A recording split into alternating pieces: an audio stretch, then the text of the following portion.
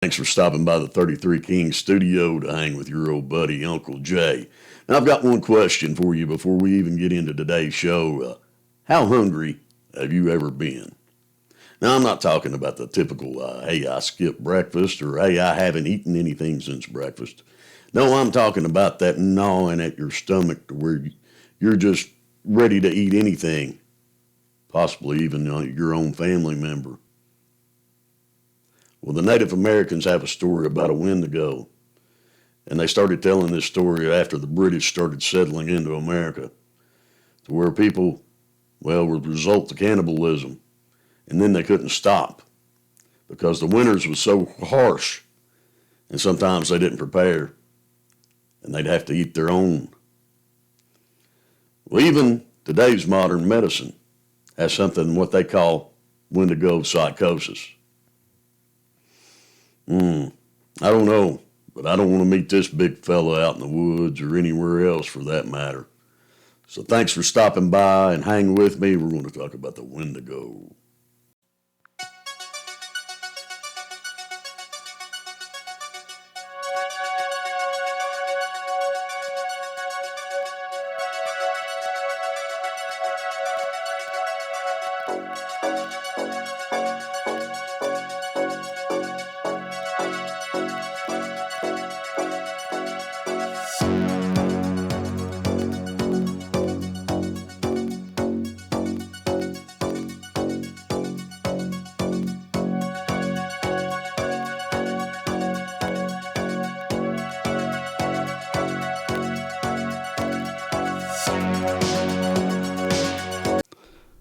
Well, let's start out first with what exactly is the Wendigo.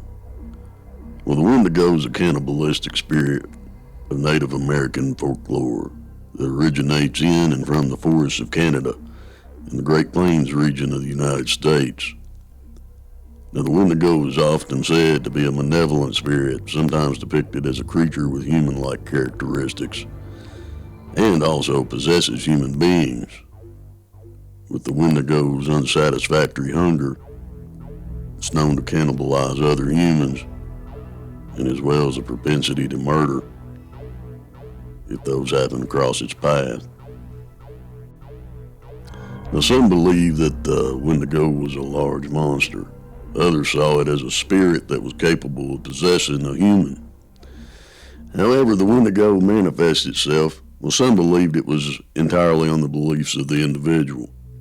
And the Algonquin Native Americans, well, they broke it down to thinking that it was mostly a spirit that possessed humans.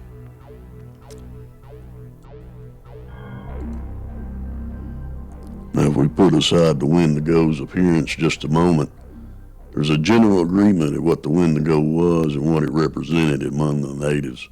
It was always associated with cannibalism, famine, and greed that came from long, cold winters, which is why so many saw it as a malevolent, supernatural entity. What does a Wendigo actually look like? Well, there's two distinct variations of them. Now, some of you, I'm sure you're going to recognize the modern variation of it, which is a demonic-looking beast, normally with the head of a deer, complete with some kind of horns or antlers. Well, this is the one that's become most popular with media today. Well, according to the Algonquin tribes, the traditional appearance of the Wendigo is closer to a haggard and decomposing corpse, with its skin stretched extremely tightly over its bones, creating a thin, translucent layer of desiccated flesh from its bones are ready to burst open. Its complexion varies from sticky white to an ashy gray, and it has long, spindly fingers with sharp nails that it uses to tear its victims into pieces.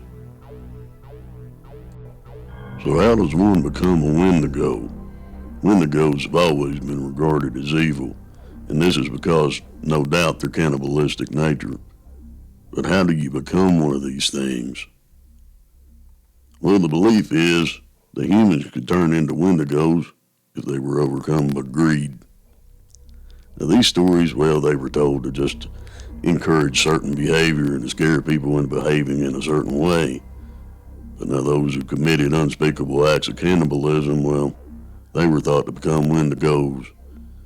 And this is the belief to where the Wendigo legend began. Now, you really got to give some thought to the time frame that the legend of the Wendigo actually began. Now, this was time when settlers started coming into this in the United States, and they started deciding to head west. Well, if they didn't prepare in time, they headed out any later than the 1st of May. Well, disaster was probably going to hit them when they tried to cross the Rocky Mountains, because they get hit by snowstorms. We're not talking inches, we're talking feet.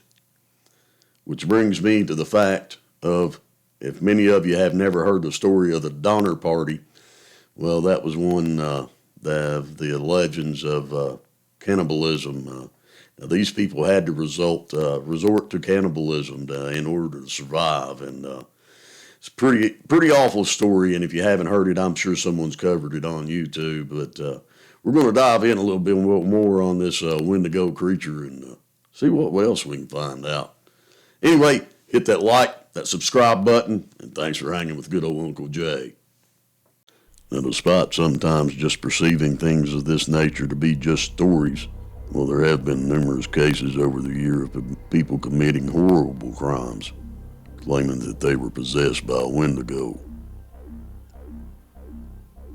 In 1878, a Native American man named Swift Runner butchered and ate his entire family. Now, that winter, it was said to have been extremely harsh, and Swift Runner's son had sadly died because of the extreme conditions. Now, it's not known that Swift Runner and his family ate the boy to survive, but the mutilated remains of his wife and 5 other children were also found. He eventually confessed to killing and eating his entire family, but he was adamant that his actions were due to being possessed by a Wendigo. Now, another kind of famous case is that of Jack Fiddler and his brother Joseph, who were arrested for the murder of over a dozen people. Now, as the chief of his people, Jack was thought to be capable of removing evil, which is why he got away with the killing of so many. Now, Jack claimed that they were all possessed by a Wendigo. Jack managed to escape captivity during a routine walk outside, but he eventually hung himself before he ever faced trial. Now, his brother Joseph, well, he wasn't so lucky and was sentenced to death. Now, despite numerous appeals, Joseph, ironically enough, was given eventually a pardon, but it came 3 days after his death. Now, these types of cases led people to believe that it might be a more serious mental issue, one that would later be dubbed Wendigo psychosis, or, well, the deep craving of human flesh. It's extremely scary to ever think that one would ever be faced with a situation where they may have to become a cannibal. But now we can see that the Wendigo legend, well, it's grown and grown and grown over the years, and even become a movie. Well, I love these old stories and all these ghostly tales, and if you do too, and you like hanging with Uncle Jay, you hit that like, that subscribe button, and also hit that notification bell. That way you don't miss anything, just in case. And let that American flag fly at the end. See ya.